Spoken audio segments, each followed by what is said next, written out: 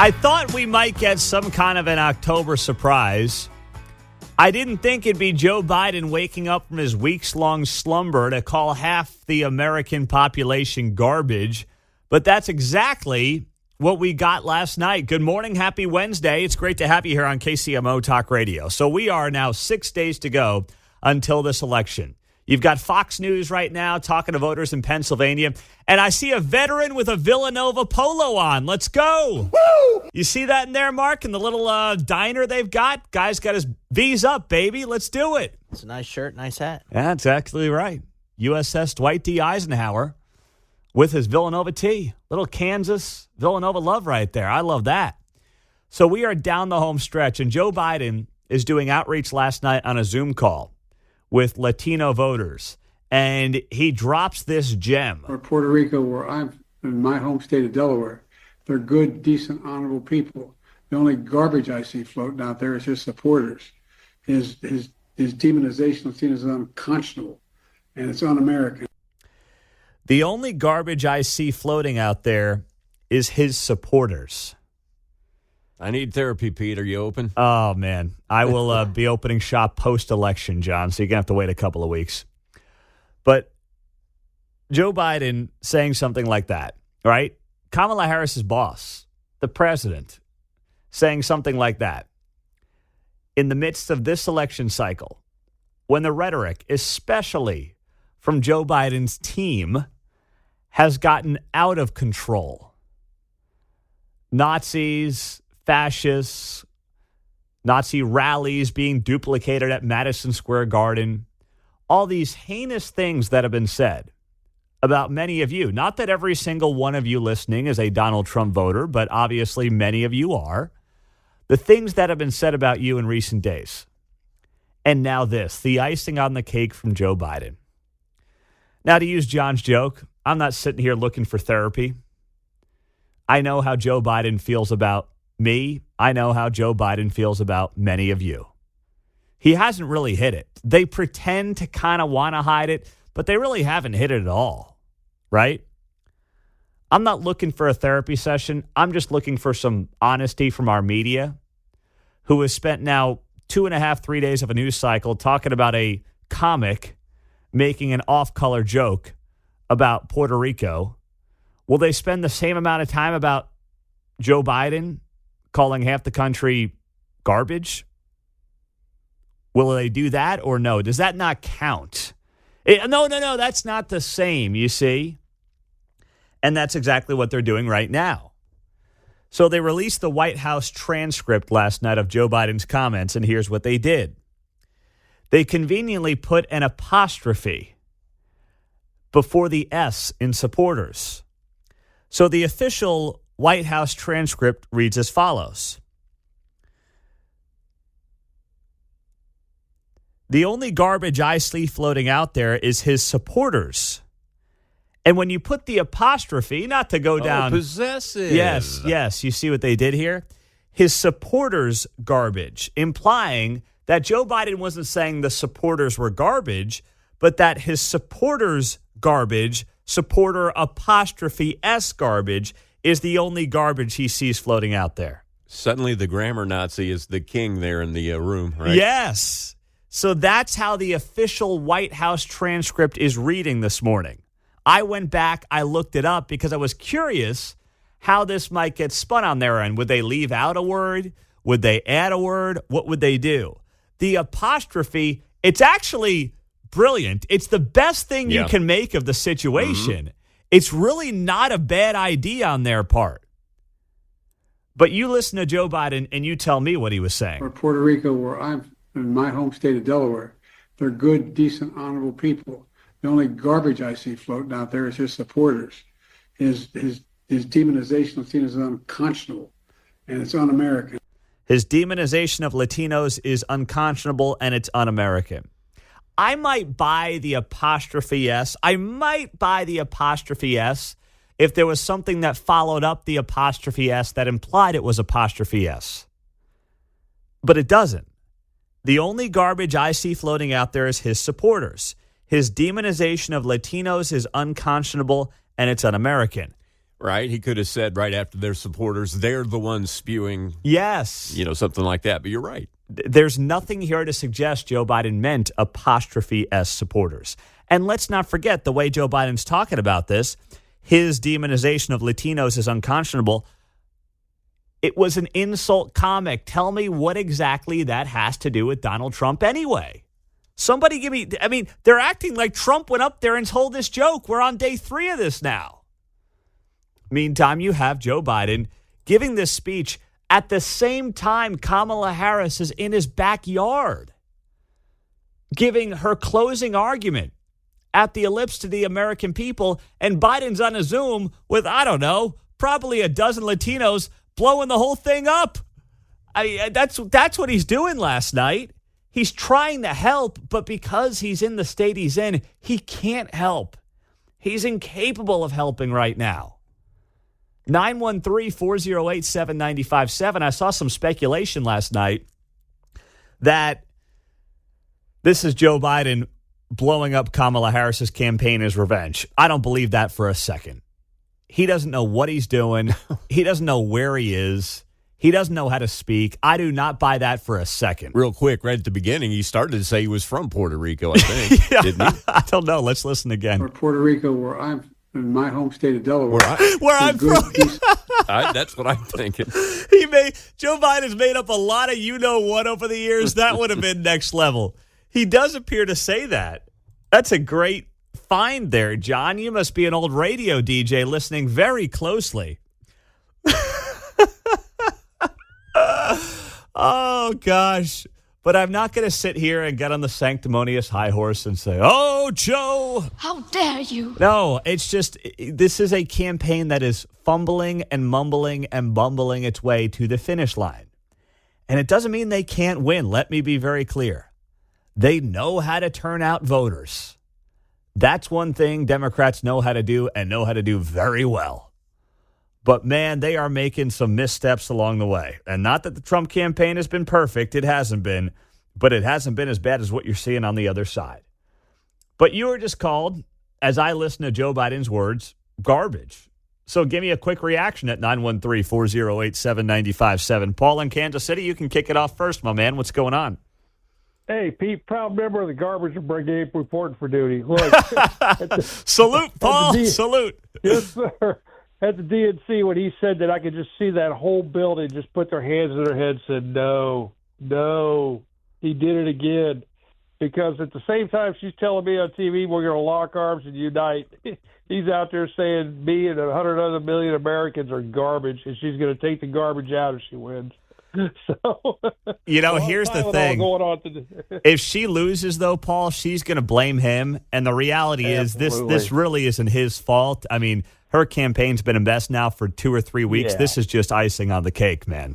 And the timing couldn't have been, he couldn't have planned it any better. At the same time she's talking about unity on the same stage as Trump, he's telling everybody we're garbage. So, yeah. Okay, guy. Okay, my man. Day, Joe. Thank you, Paul. We have a sense of humor about it, too. It's just comical because they're saying what I think a lot of us feel they've always felt about us, right? So I can laugh at it right now. I won't get all sanctimonious about it, but it is very telling when they say the quiet part out loud. 913-408-7957. The garbage community reporting for duty this morning on 95.7 FM, KCMO. 6:19, it is great to be here on KCMO Talk Radio. Talking to lots of trash this morning on KCMO 95.7 FM. That coming after Joe Biden on a Zoom call last night said this. Puerto Rico, where I'm in my home state of Delaware, they're good, decent, honorable people. The only garbage I see floating out there is his supporters. His demonization of Latinos is unconscionable, and it's un-American. Pete, is there such thing as deplorable garbage? Because that's me now. That's on the text line at 913-408-7957. The texts are coming through. The calls are coming through, and let's get to you. Let's go to Steve in Kansas City. What's up, Steve? You're on KCMO. Oh, Pete, this smelly Walmart shopper is ready to drive my garbage truck to work while clinging to my guns and religion. I mean, They just can't help themselves. Kamala had a win on the speech, and Biden totally overshadows them. Trump had the perfect response to this. I mean, it's Reagan-esque. In Allentown, he goes, Biden doesn't even know what not he says. He probably likes me better than Kamala. That's absolutely perfect in the next few days. No matter what crazy things they say, just fire back, just laugh at them, say something witty and funny, and well, that's how you win. That's how we get an electoral. That's how we win the popular vote. You go hopeful, you go positive, but you still make your points. You still make substantive points. I mean, I couldn't think of a better way to respond to this kind of nonsense. I sense, to your point, Steve, I sense a lot more joy and a lot more just overall happiness. Now, yes, there were some people at the Garden the other night who were just angry, but just generally speaking, I get a lot more enthusiasm and joy, and I'm sensing it more from Trump supporters than I am from Kamala and her supporters. Pete, Don Rickles, for 40 years in Las Vegas, said the same stuff. No one took him as a substantive policy analyst. It's Don Rickles. Don Rickles would bust your wife's chops, and the businessmen would kill themselves laughing. Why are we taking an insult comic and trying to make him like Winston Churchill? I mean, is there any wonder that I agree. I'm agreeing with you. I'm not even talking about the comic. Thank you, Steve. I'm talking about some of the other people, like a guy I know in the radio world. He does the morning show over on WABC, Sid Rosenberg, and he's very talented, and he's a big-time radio host there. But, he's up calling Hillary Clinton a sick SOB, and I'm like, what does Hillary Clinton have to do with anything right now? I just, can we get up there and just talk about what a great job Donald Trump can do for the country? Hillary Clinton is 8 years ago. It looks weird, and it sounds weird to me when you're obsessing over Hillary Clinton in a speech in 2024 when she hasn't been relevant since the day after the election 8 years ago. Talk about living in the past. I'm just saying some of that stuff that I heard on Sunday night, I didn't quite understand. But here's the other thing. The people who are doing that, the people who are making those arguments, the people who are using that moment for themselves, that's what they're doing. There's a shock value to a radio guy getting up there at the Garden and saying some crazy stuff about Hillary because it's good for him and good for his brand. And that's why when you got 20 speakers, it might be better to vet them when you're a week to go until the election, because what you really want is people to talk about you and your speech, not the people that most Americans don't know getting all the attention. That's really not what you want in a situation like that. We knew the media was going to spin it negatively. I'm just saying it could have been crafted in a more efficient and effective way. But neither here nor there. You've got Joe Biden coming out last night while Kamala Harris is giving her closing argument literally right outside of where Joe Biden's doing a Zoom. They wanted nothing to do with Joe Biden last night. He could have popped out there and said a few words for Kamala Harris. Didn't have to travel. Literally, they're right outside the White House. And she's like, nah, Joe, you stay inside. You get your sleep. Get your beauty rest. Okay, Joe, it's okay. I appreciate the offer, but we really don't need you right now. We're going to save you for the big Zoom call. And then Joe gets up there during the Zoom call and says, yeah, bunch of garbage out there. That's what we've got. While she's trying to provide a front of unity.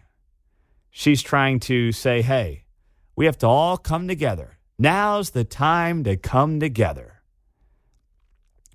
But it doesn't work when literally a couple of days ago, you had Tim Walz, as she has done as well, characterize Trump's big rally at the Garden as a Nazi event. America, for too long, we have been consumed with too much division, chaos, and mutual distrust.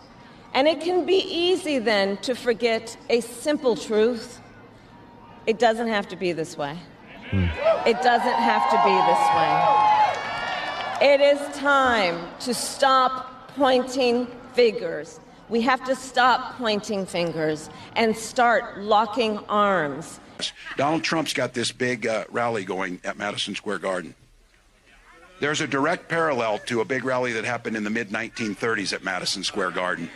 And don't think that he doesn't know for 1 second exactly what they're doing there. It is time to turn the page on the drama and the conflict. Huh. So we dropped that Tim Walz clip in the middle of the Kamala speech from last night, where she talks about it's time to stop pointing fingers and start locking arms. Well, how is that possible when you're directly insinuating that half the people who support the other guy in this country are glorified Nazis and fascists?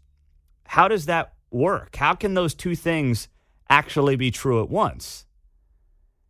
Because if you genuinely thought that your opponents were Nazis, if you genuinely thought that your opponents were fascists, then why would you ever want to lock arms with them?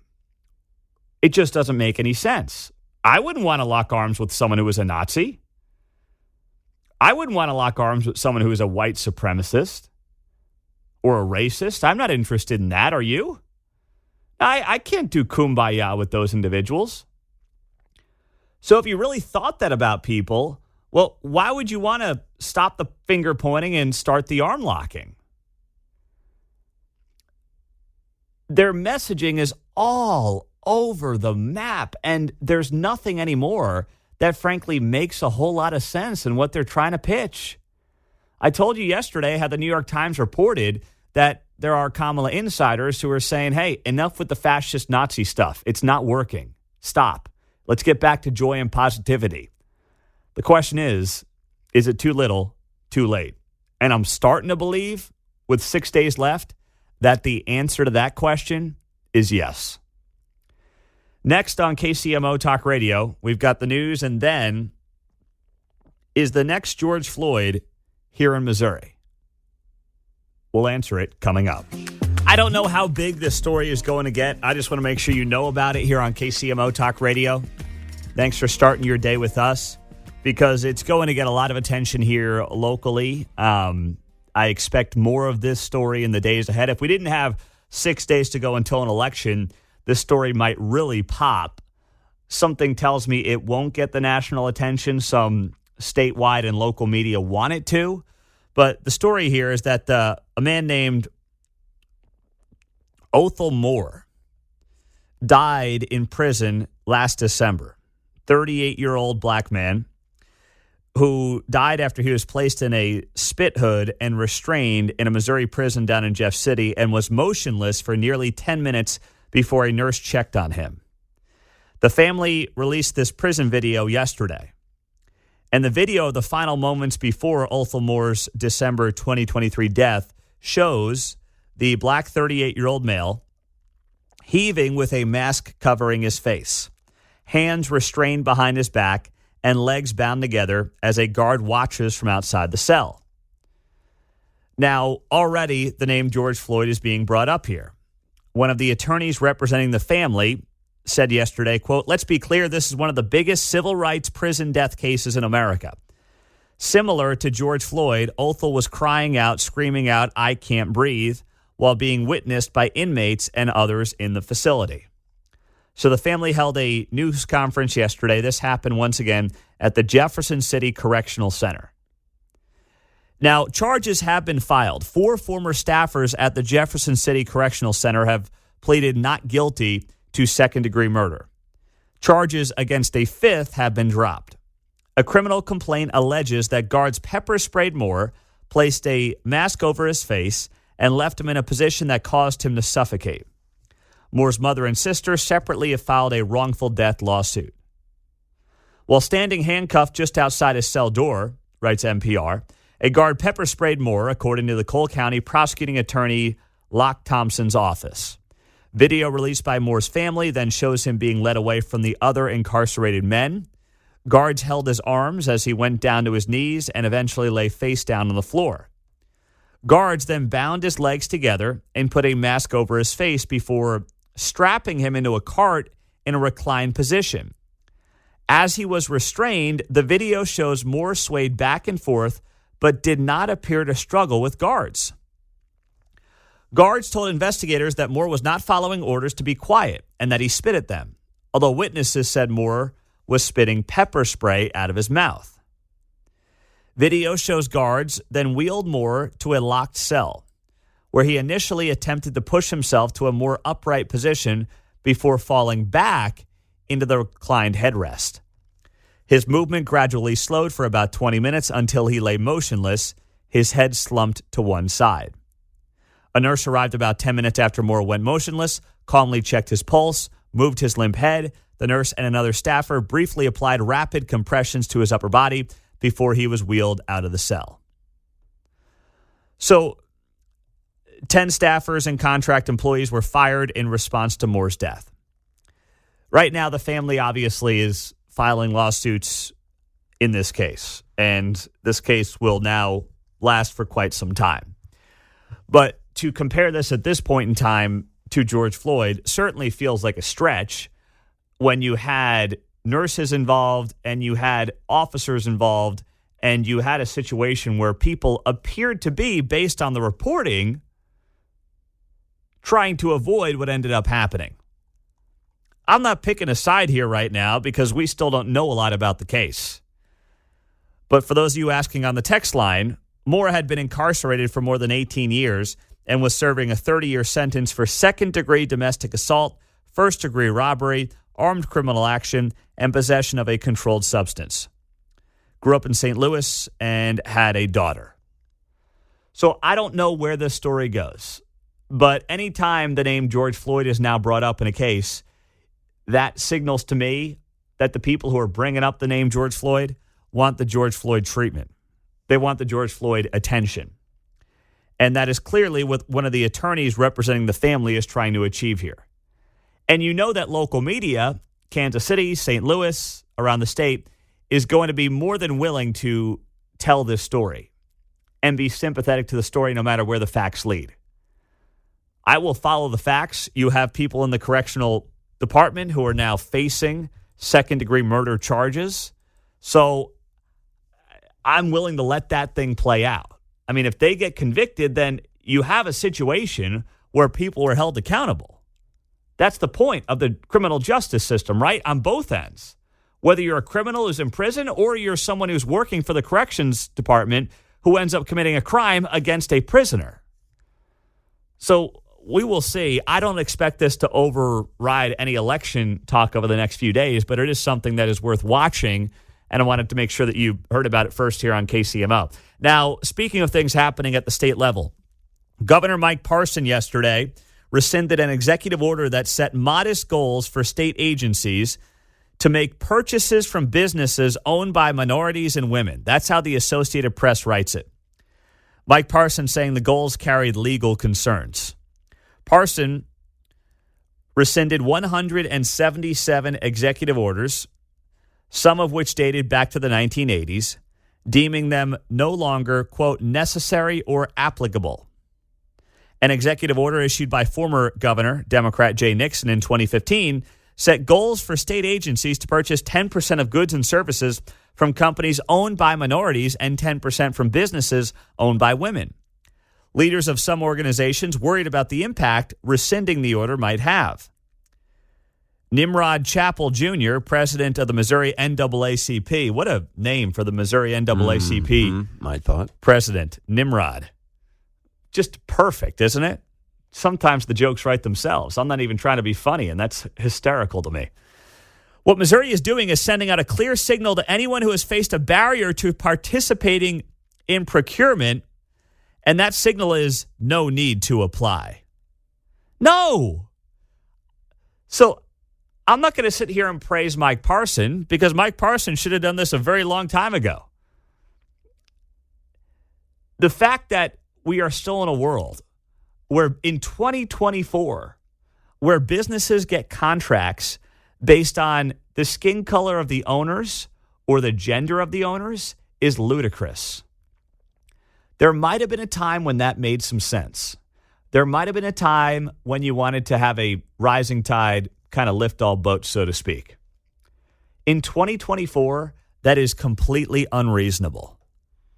And you just had a situation, of course, last year where the U.S. Supreme Court struck down affirmative action in college admissions, saying what? Race cannot be a factor in forcing higher education institutions to look into new ways to achieve diversity amongst the student body.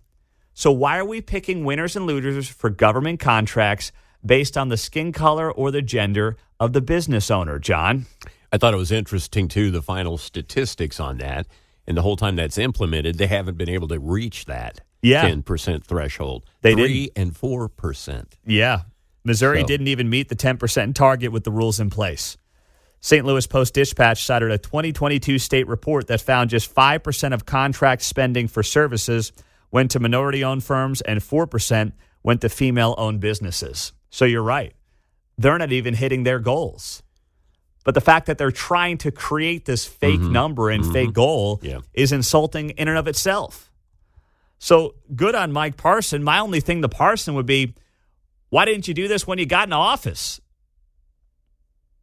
6 years ago now? I mean, the guy got in there May of 18 after Greitens got blown out. What took 6 years to make this happen? Now, maybe you wanted to wait for the Supreme Court to overrule affirmative action at the college ranks, but that's been over a year ago now, too. Coming up next on KCMO Talk Radio, as we roll till 7 o'clock, polling wait times are astronomical right now in Jackson County. I keep hearing these horror stories on how long the lines are. And if you have waited, I do want to hear your anecdotal feedback at 913-408-7957 because I have not been all that impressed with the people in charge. Shocker! People in charge in Jackson County appear to be incompetent. Talk about a bombshell. I'll explain it and get you the details next on KCMO. I'm already hearing and looking at some of your texts here on the lines and the waits in Jackson County. And there's a lot of attention that's been brought on this here the last couple of days. And I'm really not thrilled with the answers I'm seeing from the people in charge of the Jackson County elections. On the text line, Pete, I drove past the Fleming Meeting Hall yesterday at 3:30, anticipating to go vote. I didn't stop because the line of people waiting was probably 200 yards long. That's insane. Kansas City Star had this piece. Jackson County voters wait hours to cast early ballots outside of KC. Why are the lines so long? They tell a story about a Blue Springs resident who was one of approximately 170 people waiting 2 hours to vote yesterday afternoon. Jackson County residents from Raytown, Independence, and Lee's Summit and beyond cast their ballots at the Jackson County Election Board's Blue Springs early voting location, one of 2 locations currently serving Jackson County residents who live outside of the limits of Kansas City. So it really sounds to me like the biggest problem is outside of city limits where they only have 2 locations to go vote, if I'm understanding this correctly. From seniors sitting on their walkers to babies in parents' arms, people of all ages braved the powerful winds to cast their ballots a week before Election Day. This wind is starting to piss me off, by the way. I am so sick of the last 3 days of wind. Bring in those storms. Get me some fall weather just in time for Halloween. I just was mulching up the leaves the other day, and now my backyard's a mess again. But I won't go down that road. The wind was causing issues for folks. They've got one person here who votes in every election, said she was motivated to go out on her free day because of my rights, my women's rights. I wonder how she voted. It's a record-breaking year for early voting, said Tammy Brown, director of the Jackson County Election Board. In her more than 20 years with the organization, Brown says she has never seen this kind of turnout ever. On Friday and Saturday of last week, you had voters waiting up to 4 hours to go vote. Now, what are the officials in Jackson County suggesting? Well, they're suggesting you come prepared. Tammy Brown saying here that both the Blue Springs and Independence early voting locations have had very long waits. And they say, come prepared with a chair, water, snacks, and be sure to dress for the weather. Why not just tell people to bring a freaking tent while you're at it? Hey, have 3 days worth of meals and bring a tent, a sleeping bag, and a pillow, because I have no idea how long this is going to take. It's not supposed to be like this. And why is it that outside of city limits, where you might have a different kind of voter, maybe a voter that leans a bit of a different way than those inside of city limits, why does it seem like there are so few early voting locations when we knew the push for months has been from both sides of the political aisle, but especially, and this is a new development, the Republican side of the aisle, to go out there and early vote? Clearly, Tammy Brown must not be a listener of this show because we've advocated for a long time for everybody to get out there and vote early, John. I was told there'd be food trucks. Yeah. Right? Yeah.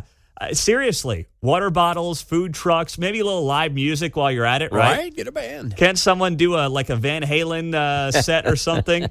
Get the juices going? Might as well jump. Mike, what's up in Kansas City? How are you? Oh, another Democrat dirty tricks. We're going to see this all over the country. I think you hit it right on the head. Those areas would probably not vote the same way as Westport or, the River Market area, and they know it, so they're going to do everything they can to interfere with it. And we're going to see this throughout the country. In Oregon, they were lighting the voting boxes on fire. Did you see that? Oregon and Washington State in more conservative areas. They were starting fires in the boxes, the drop boxes for the voting ballots. Well, I saw that, but here's the thing with that. I mean, you've got people on the left saying that it's people on the right and people on the right saying it's people on the left. I don't know about, listen, those states are not swing states, so I don't want to assume that either side is burning those drop boxes. But the broader point is this. Why would you put your it's really a case against just drop boxes in general. I don't know which side of the political aisle is doing it, if either. But yes, it's very bizarre.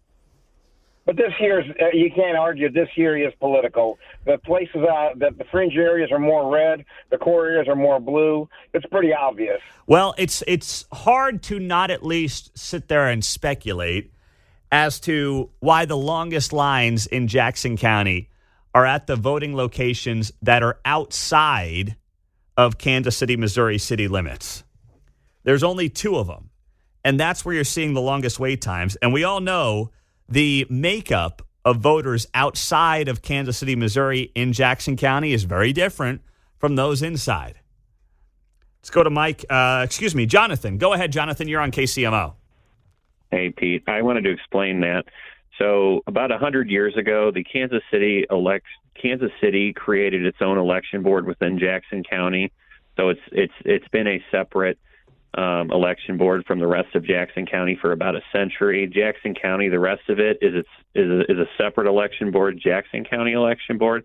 So what that means is people in the city can't vote elsewhere in Jackson County. People elsewhere in Jackson County can't vote in the city. The Kansas City Election Board set up 6 early voting sites, which I think is working pretty well. The problem is the Jackson County Election Board only set up like 2 or 3, so it's just not working. So it's really and are you in Kansas City proper? Yeah. You are. Okay. So did you vote early? Yes. And was there really an issue for you? Have you gotten a sense of any issues? Not really, but okay. I voted 6 weeks ago. So. Oh, 6 weeks ago. By what? Yeah. Absentee? By in the office. Got it. Okay. So Kansas City is obviously running its own show. And then Jackson County, which is in charge of the rest of the county, separate from the city itself, only set up 2 early voting locations, which right. They set up Lee Summit too, but it's only open like 3 or 4 days. It's open like 1 Friday and 2 Saturdays, so it's not working. Got it. And that's why you're getting these very long lines in Jackson County. Yep, and they can't go to Kansas City to vote because it's a separate board. Yeah. Board. Yes, that's right. Hey, great information, Jonathan. Thank you, man. That's fantastic. Very well done. I still sit here and I say to myself, if I'm running the Jackson County Election Board, if I'm Tammy Brown, and I know and I pay any attention to the news, and every indication was we were going to get a massive turnout for early voters across the country this cycle, how you could not be prepared for that, how you could not be in a situation where you say to yourself, you know what, we'd rather have more than less. We'd rather encourage democracy, as they like to say, to do its thing and make this as easy and simple and fast for people as possible. I'll tell you right now, if I had to wait 2 hours, I could not go vote early with 3 little kids. I just couldn't do it. We brought the 3 girls on Johnson County, and it took us 5 minutes last week. I can't imagine doing that with 3 little kids. It'd be impossible. I can have all the bluey in the world. It's not going to happen. So this is a huge, huge blunder from the Jackson County Election Board, and it needs to be getting a lot more attention than I believe it's getting right now. Coming up on KCMO just after the news, we will have Eric Erickson, Atlanta-based radio host, at 7:30. Get some insight from him on what's happening in the Sun Belt states. But how did Donald Trump respond to an accusation from Joe Biden that just shocked the political world last night? We'll get to it next. Getting Donald Trump off the cuff after he finds out last night at a rally in Pennsylvania that Joe Biden called his supporters garbage was pretty darn well done and really met the moment. If you missed it, last night Kamala Harris is doing a big rally at the Ellipse there in D.C., and Joe Biden's on a Zoom call, which sets up quite a situation. Joe Biden is literally sitting in his bedroom, basically, while his protege, his VP, who is running for president, is in his backyard giving a speech, a closing argument to the American people. And he's on a Zoom call. And Biden's Zoom call ends up overtaking Kamala Harris's closing argument when he ends up saying this. Puerto Rico, where I'm in my home state of Delaware, they're good, decent, honorable people. The only garbage I see floating out there is his supporters. His demonization of seen as unconscionable, and it's un-American. Woo! Way to go there, Pops. Come on, man. Way to go. I thought we'd have some kind of an October surprise. I didn't think it was going to be Joe Biden calling half the country garbage. But that's where we are now. Now, what they're saying is that when Joe Biden said the word garbage and supporters garbage, they're claiming it's supporters with an apostrophe S, implying it's just 1 or 2 people who were at the rally at Madison Square Garden that Joe Biden was calling garbage. Not Trump supporters, not Trump voters. But that's certainly how it came across. That's certainly how it sounded from Joe Biden last night. So Trump's doing the rally while this happens, and he's there with Marco Rubio in Allentown, Pennsylvania. And Rubio informs them live on stage of Joe Biden's comments, and here's how it went down. Well, I wasn't going to say anything, but I have breaking news for you, Mr. President. You may not have heard this. Just moments ago, Joe Biden stated that our supporters are garbage.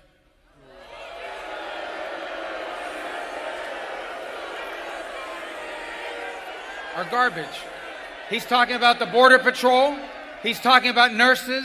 He's talking about teachers. He's talking about everyday Americans who love their country and want to dream big again and support you, Mr. President. And I hope their campaign is about to apologize for what Joe Biden just said. We are not garbage. We are patriots who love America. And thank you for running, Mr. President.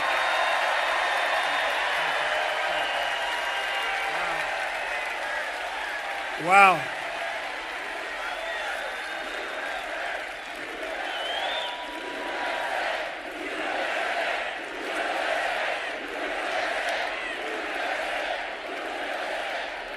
That's terrible. That's what it says. That's what it says.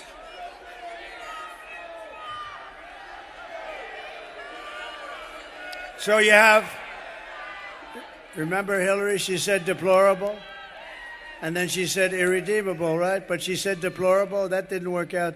Garbage, I think, is worse, right? But he doesn't know, you have to please forgive him. Please forgive him, for he not knoweth what he said.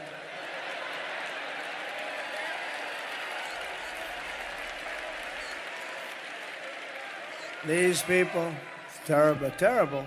Terrible, terrible. These people, just terrible, terrible. So then Trump goes on X last night and shares this at about 11:30 our time. While I am running a campaign of positive solutions to save America, Kamala Harris is running a campaign of hate. She has spent all week comparing her political opponents to the most evil mass murderers in history. Now, on top of everything, Joe Biden calls our supporters garbage. You can't lead America if you don't love the American people. Kamala Harris and Joe Biden have shown they are both unfit to be president of the United States. I am proud to lead the biggest, broadest, and most important political coalition in American history. We're welcoming historic numbers of Latinos, African Americans, Asian Americans, and citizens of every race, religion, color, and creed. It is my desire to be the president of all people. Now, has Donald Trump had inflammatory rhetoric before? Absolutely. Has it gone too far at times? Sure. But has it more often than not been against specific political opponents? Right? The swamp in Washington, D.C. The big wigs in the party. The Obamas, the Clintons, Pelosi's, Schumers of the world. Yes. It's been more targeted towards specific people and less targeted to everyday Americans who may vote against him. And that's an important distinction to make. Neither good. I don't really want the temperature turned up. I think most Americans should want the temperature turned down. But what you've seen the last couple of weeks in general is incredibly hateful rhetoric, and it has come much more significantly from the Harris campaign than Donald Trump. Now, did a comedian make a bad joke at a rally? Sure. Was it a dumb hire for the campaign to treat this thing like it's a stand-up night? Absolutely. Trump's the main act. You don't need all these people to show up and give speeches beforehand. Trump's the main show. Unlike Kamala Harris, who needs a Beyonce, who needs a Bruce Springsteen, Trump doesn't. Trump is the main act. It's not like people are going because, hey, I was on the fence about going to that Trump rally, but then I saw this comedian, this Kill Tony comedian was going to be there, so I'm definitely going to show up. No one thinks like that. No one's there because there's a radio host from New York City who's the third of 20 speakers. And I say that with all due respect to radio hosts, but they're not driving tens of thousands of people to Madison Square Garden. Donald Trump is. He's the main show. So it was a mistake by the campaign. But when you look at the words of the people that matter, Donald Trump, J.D. Vance, a couple of key surrogates, compared to the words of Kamala Harris, Tim Walz, and Joe Biden, the last couple of weeks have been very much night and day. Not even close. Tim Walz was asked the other day about, Donald Trump in this rally, and does he have any regrets? Would he say things differently? Would he do things differently? And nope, he just instead doubled down. Donald Trump has descended into madness over the last few weeks. And I think some of you don't miss on this. Go do your Google on this. Donald Trump's got this big rally going at Madison Square Garden. There's a direct parallel to a big rally that happened in the mid-1930s at Madison Square Garden. And don't think that he doesn't know for 1 second exactly what they're doing there. That was Tim Walz 3 days ago. And now all of a sudden you've got the Joe Biden garbage comments, and there's actually a case that some are making, insisting that Donald Trump's rhetoric is worse. Fine, it's not good. I wish it would be better. But my goodness, look at what you're hearing just in the last few days from the most important people in the party. But overall, it was just a bad day yesterday for Joe Biden.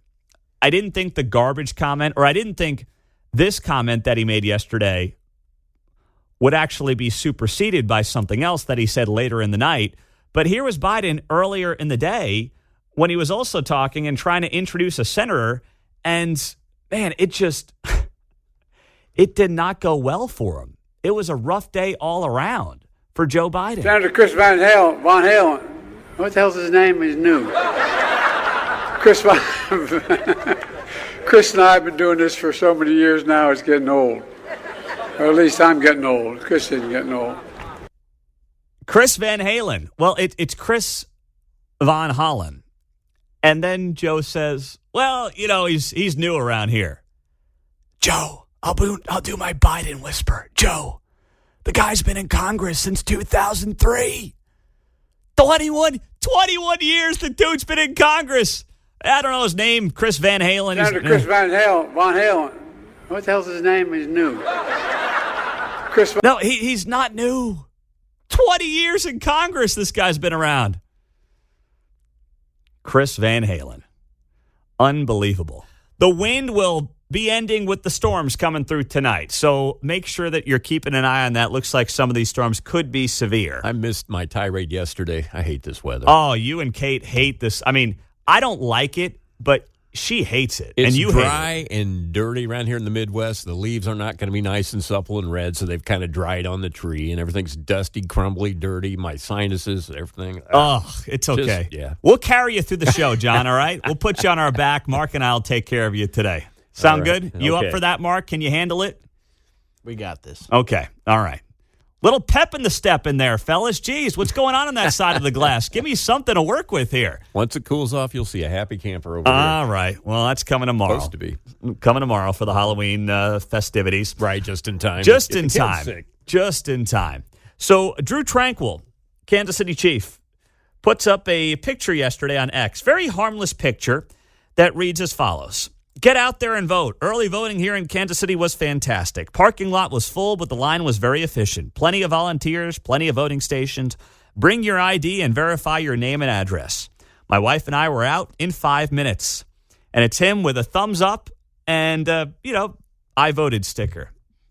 No problem there. All good. Now, it says he voted. He's got the Johnson County sticker. So he says he voted in Kansas City, but he just meant the metro at large. He didn't actually vote in Kansas City because he's got the I voted in Johnson County sticker. So I hope he knows which state he actually lives in, but I get what he was going for there, right? No harm, no foul. So the reactions, the comments, he's gotten 100+ comments on this post that Drew Tranquill put up on X. And there's a lot of Trump supporters who are just writing back, yeah, I voted, Trump, Trump, Trump. A lot of people saying Trump 2024. Yes, go vote. It's easy. You're awesome. Just a lot of people that are like, yeah, I voted for Trump. And Tranquill is not saying how he voted here. So you can tell in the comments who leans left and who leans right based on what they're saying. And it's hilarious because the vibe that you'll see in the Drew Tranquill post, and I'll reshare it on my X page at Pete Mundo, or you can just find it on his page. Easy enough. What you'll see here is that those who lean right are like, yeah, I voted for Trump. Trump 2024. There's a lot of that, American flag emojis and things of that nature. And then you have some others. One person writes to Drew Tranquill, I'm wondering if you voted for the party that joked about your teammate being the next O.J. Simpson, insinuating he was going to murder Taylor Swift. Oh, my goodness. How dare you? Oh, clutch those pearls, baby. Clutch them nice and good. What they're referring to is the dumb Tony Hinchcliffe joke from Madison Square Garden.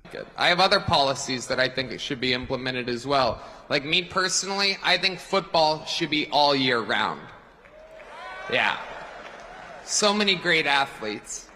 I don't know about you guys, but I think that Travis Kelce might be the next O.J. Simpson.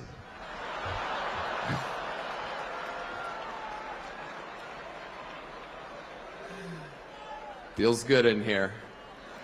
Like, super lame joke. If I was there, I wouldn't have laughed because I don't really get why that's funny. Like, I'm all about humor that pushes the envelope. But when you push the envelope, you're supposed to be funny when you push the envelope. And that's just kind of random and weird. And wow, Travis Kelce might be O.J. Simpson. I don't think he meant he was going to be doing Hertz commercials anytime soon, but I could be wrong. So that's one of the responses that Drew Tranquill got. Another one here. The thumbs up in the photo from Drew Tranquill makes me think he probably voted for the clown with the clown emojis.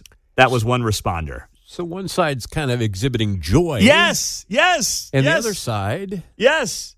Darkness. Yes, a lot of darkness, a lot of how dare you. Your thumbs up means you voted for Donald Trump. Yes, because no one gave a thumbs up ever in the history of mankind before Trump showed up in the political arena. No one ever gave thumbs up. Now, I do think it's corny how a lot of Republicans will give thumbs up in every photo. Like, come on, guys, get your own thing. Just stand there and smile, please.